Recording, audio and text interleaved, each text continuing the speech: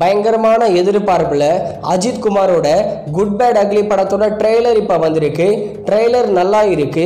அஜித் ஃபேனா பார்க்கும்போது ட்ரெய்லர் சரவெடியா இருக்கும். ஒரு நார்மல் ஆடியன்ஸா பார்க்கும்போது இந்த குட் பேட் அக்லி ட்ரெய்லர் ஒரு ஓகேவான ட்ரெய்லராக தான் இருக்கும். இந்த குட் பேட் அக்லி படத்தோட ட்ரெய்லர்ல ஃபுல் அண்ட் ஃபுல் அஜித் குமாரோட ரெஃபரன்ஸோட வச்சு தான் எடுத்திருப்பாங்க. பழைய படங்கள்ல நிறைய சீன்கள்ல இந்த படத்துல நாம எதிர்பார்க்கலாம் போல அர்ஜுன் தாஸ் தான் இந்த படத்துல வில்ல, அதை ரிவீல் பண்ணிட்டாங்க. அதே மாதிரி இந்த படத்துல மொத்தமே பார்க்கும்போது புள்ளிங்கோ ஸ்டைல்ல தான் இருக்கு. கண்டிப்பா நம்ம ஏகே ஃபேன்ஸ்க்கு இந்த படம் ஒரு பட்டாசான படமா இருக்கும் போல.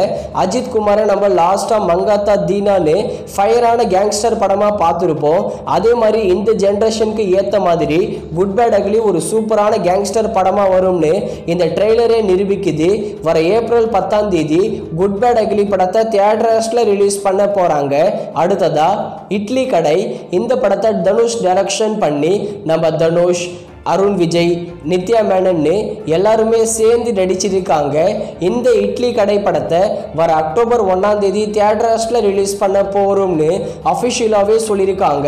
ஆயுத பூஜை வீக்கெண்டுக்கு தான் இந்த இட்லி கடை படத்தை தியேட்டர்ஸ்ல ரிலீஸ் பண்ண போறாங்க. படம் நல்லா இருந்ததுன்னா ராயன் மாதிரியே பாக்ஸ் ஆஃபீஸில் ஒரு மிகப்பெரிய சம்பவம் பண்ணும். அடுத்ததா பெருசு. இந்த படத்தில் வைபவ் தான் லீடாக நடிச்சிருக்காரு. லாஸ்ட் மந்த் தியேட்டர்ஸ்ல ரிலீஸ் பண்ணி டீசென்டான கலெக்ஷனை பண்ண படம். இந்த பெருசு படத்தை வர ஏப்ரல் 11 நெட்ஃப்ளிக்ஸ்ல ஸ்ட்ரீமிங் பண்ண போறோம்னு அஃபிஷியலாகவே சொல்லியிருக்காங்க. இந்த படம் நெட்ஃப்ளிக்ஸ்ல தமிழ், தெலுங்கு, மலையாளம், ஹிந்தி, கன்னடான்னு எல்லா லாங்குவேஜிலும் ஸ்ட்ரீமிங் பண்ண போறாங்க.